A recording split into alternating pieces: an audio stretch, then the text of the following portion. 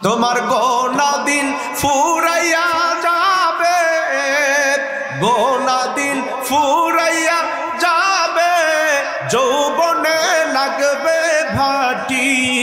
ওই যে দেখো ডাকিতেছে তোমায় কবরের মাটি, ওই যে দেখো ডাকিতেছে তোমায় কবরের মাটি। ঠিক কিনা? সন্ধ্যার আগে যেদিন ডুববে রে বেলা, এক নিমিষে ভেঙ্গে যাবে সেদিন রঙ্গের মেলা।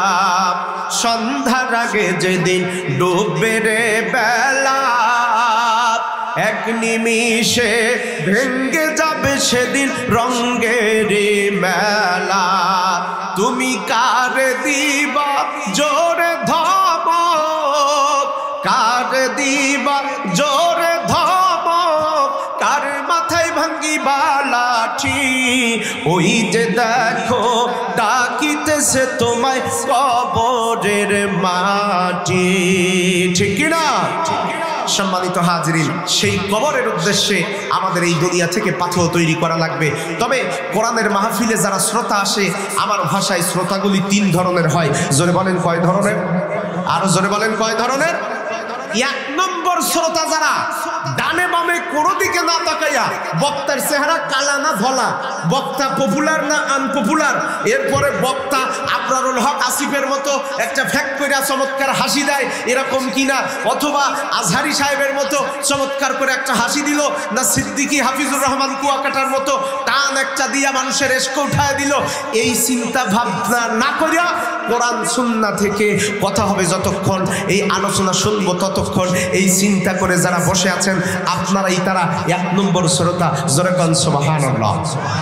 আর 2 নম্বর শ্রোতা যারা, তারা মাহফিলের প্যান্ডেলের ভিতরে না ঢুকে আশেপাশে এরকম করে দাঁড়ায় আসে।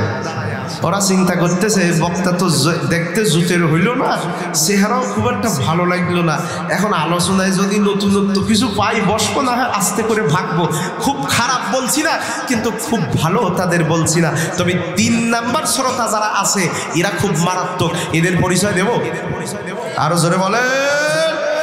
3 নম্বর শ্রোতা হলো কোরআনের মাহফিলের তারা, যারা কোরআনের মাহফিলের প্যান্ডেলের সামনেও আসে না, পিছনেও থাকে না, আসেও না, বসেও না। ওরা ওদের জায়গা শুরু থেকে চায়ের দোকানে করে, মহিলা প্যান্ডেলের আশেপাশে করে, ওখান থেকে ওয়াজ শুনে হুজুরের 1 মিনিটের কথা ওর ব্যক্তির উপর দিয়া, ওর নেতার গায়ের উপর দিয়া যদি যায়, ওখান থেকে মাহফিল বন্ধ করার ষড়যন্ত্র যারা করে, ওরাই কোরআনের মাহফিলের 3 নম্বর শ্রোতা। আজকে এই শ্রোতা সারা বাংলাদেশের কোরআনের মাহফিলগুলোতে আছে না নাই? আরো জোরে বলেন আছে না নাই? আমার ভাইরা আসুন, এবার আমি আপনাদেরকে প্রশ্ন করব, এই কোরআনের মাহফিলে যে আমরা আসলাম, বলেন তো দেখি লাভ হবে না লস হবে? আরো জোরে বলেন লাভ হবে না লস হবে? এবার লাভ যে হবে এটা নবীর হাদিস থেকে আর আল্লাহ পাকের কোরআন থেকে যদি আমরা দলিল পাই, আমাদের খুশিটা আরো বাড়বে।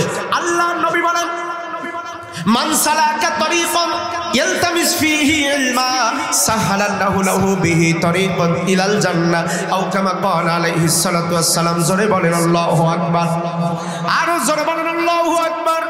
আমার নবী ডাক দিয়ে বলেন, হে দুনিয়াবাসী রে, আমার উম্মতরা শোনো, আমার কোন উম্মত যদি কোরআনের মাহফিলে কোরআনের আলোচনা শুনবার জন্য বাড়ি থেকে রওনা হয়, লোকটা হাঁটতে হাঁটতে ওই কোরআনের প্যান্ডেলে যেখানে ইলম চর্চা করা হয়, কোরআন থেকে কথা হয়, হোক সেটা ওয়াজ মাহফিলে, হোক সেটা তাফসীরুল কোরআন মাহফিলে, হোক সেটা মাদ্রাসার দারসের ভিতরে, হোক সেটা জুমা মসজিদের আলোচনায় হালকায় জিকিরের অনুষ্ঠানে, এক কথায় আল্লাহর কোরআন চর্চা করা হয়, হাদিস থেকে কথা বলা হয়, ইলম চর্চা করা হয়, এমন কোন ময়দানে যাওয়ার জন্য আমার কোন উম্মত যদি বাড়ি থেকে রওনা হয়, লোকটা হাঁটতে হাঁটতে ওই কোরআনের মাহফিলের প্যান্ডেলের কাছাকাছি চলে যাবে যত, আমার নবী ডাক দিয়ে বলেছেন, আমার উম্মতেরা শোনো, লোকটা হাঁটতে হাঁটতে ওই কোরআনের প্যান্ডেলের কাছাকাছি চলে যাবে যত, আল্লাহ পাক জান্নাতের রাস্তা ওই লোকটার কাছাকাছি দিয়ে দিবেন তত। আমার ভাইয়েরা, নবী নবী আমার বলেন, আমার উম্মতেরা শোনো, কোরআনের আলোচনা শোনার সময় তোমরা উপরের দিকে তাকায় দেখবা প্যান্ডেল ডেকোরেশনের কাপড় করা, ডানে বামে প্যান্ডেল, সামনে প্যান্ডেল পিছনে প্যান্ডেল, কাপড় দেওয়া ডেকোরেশন করা। না না না, শুধুমাত্র ডেকোরেশনের কাপড় তোমাদের দৃষ্টির বাইরে থাকে না। আমার উম্মতেরা শোনো, ওই কোরআনের মাহফিলে শ্রোতাবৃন্দ বসে থাকবে যতক্ষণ ইল্লা নাজলাত আলাইহিমুস সাকিনা। আমার নবীজি ডাক দিয়ে বলেছেন, আমার নবীজি ডাক দিয়ে বলেছেন ইল্লা নাজলাত আলাইহিমুস সাকিনা। কোরআনের মাহফিলের প্যান্ডেলে শ্রোতা বসে থাকবে যতক্ষণ আল্লাহর পক্ষ থেকে রহমতের ফেরেশতারা সাকিনা নামক চাদর দিয়া ওদেরকে নিরাপত্তা দেবে ততক্ষণ। জোরে কোন সুবহানাল্লাহ। এবার আমার আল্লাহ পাকের বক্তব্য হলো, ওয়া ইযা কুরিয়াল কুরআনু ফাসতামিউ লাহু ওয়া আনসিতু লাআল্লাকুম তুরহামুন।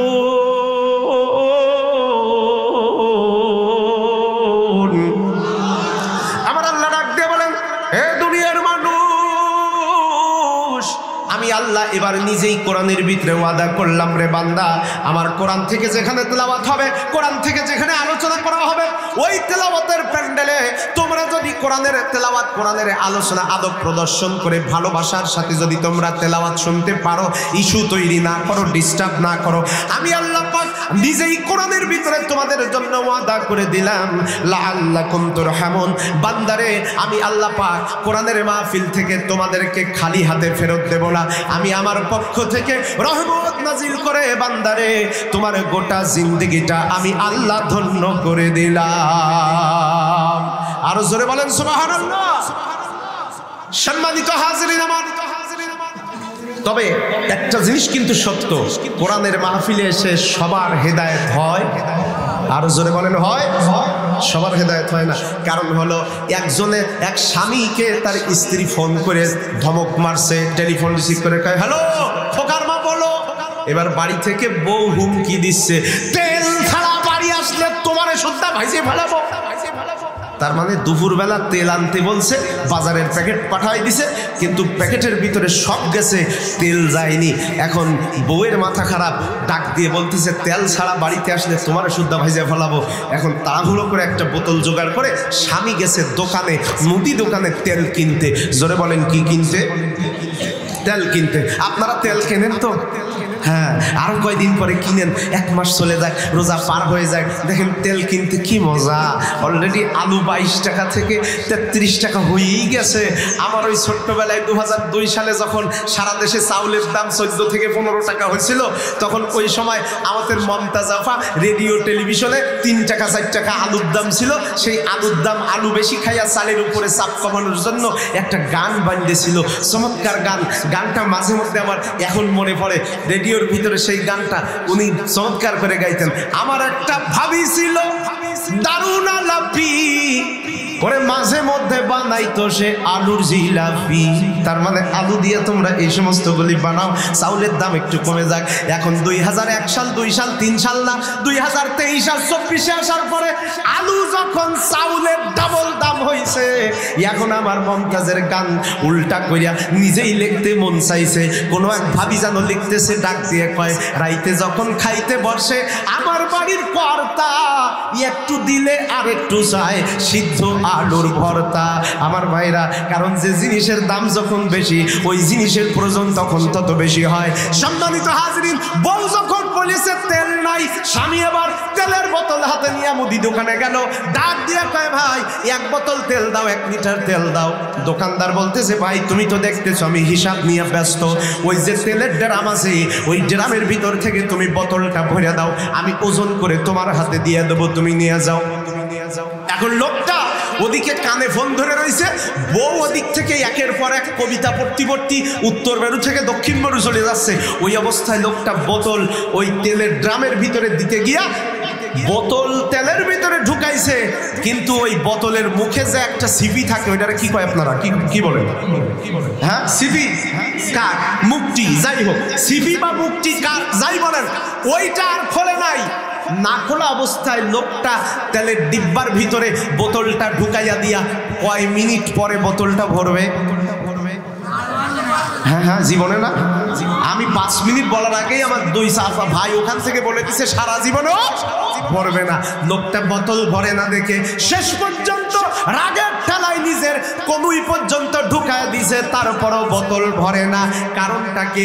যতক্ষণ পর্যন্ত ওই বোতলের মুখটি খোলা না হবে ততক্ষণ পর্যন্ত, কিয়ামত পর্যন্ত ও নিজেও যদি তেলের ডিব্বার ভিতরে ডুব দিয়া ওঠে তারপরও বোতল ভরবে না।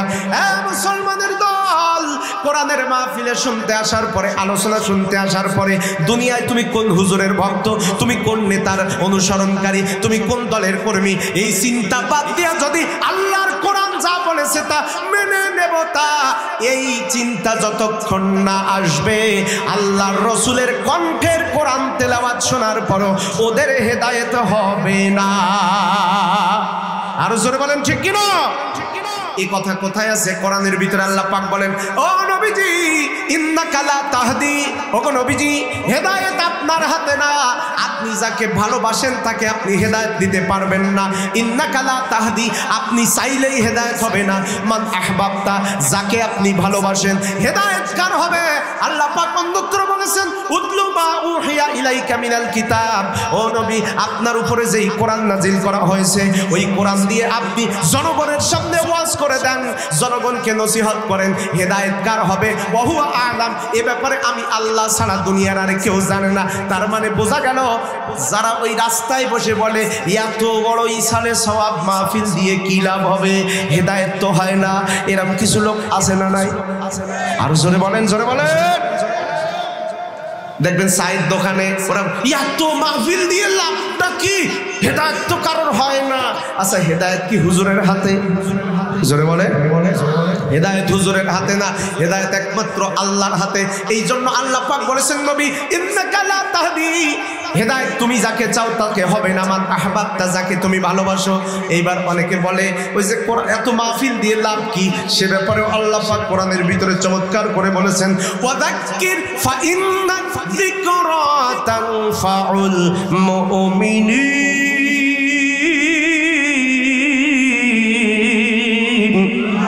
আবার আল্লাহ ডাক দিয়ে বলেন, দুনিয়ার মানুষ কোরআনের মাহফিল, কোরআনের আলোচনা হবে যেখানে, ওই অবস্থায় ইমানদার যারা কোরআনের মাহফিলের আলোচনা দিয়া কিছু না কিছু উপকার পাবে তারা। জোরে বলেন কার কথা? আরো জোরে বলেন কার কথা? আল্লাহর কথা। সুতরাং যারা বলে এত মাহফিল হয় হেদায়েত হয় না কেন, তারা ভুলের স্বর্গে, বোকার স্বর্গে আছে। কোরআনের মাহফিল হলে ইমানদারের উপকার হবে, তবে বেঈমানের উপকার হবে না। কারণ তাই যদি হতো আল্লাহর রসুলের আপন চাচা আবু লাহাব রসুলের সবচেয়ে কাছাকাছি বসবাস করত। নবীর কণ্ঠে 13টা বছর কোরআনের ওয়াজ শোনার পরেও আবু লাহাবের কপালে হেদায়েত জোটে নাই। 13 বছর পুরে যাওয়ার আগে, 13 বছর পূর্ণ হওয়ার আগে আল্লাহ পাক তার নামে সূরা লাহাব নাজিল করার কয়েক মাস পরেই ওই লোকটা দুনিয়া থেকে নির্মমভাবে বিদায় গ্রহণ করে। মুসলমানের দল, এই কারণে আবু লাহাবের চিন্তা নিয়ে কোরআনের মাহফিলে আসে যারা, হেদায়েত জীবনে পাবে না তারা। কোরআনের সঠিক কথাগুলো বলার পরে ওই কথার ভিতরে উগ্রতা আর রাজনীতির গন্ধ খোঁজে তারা।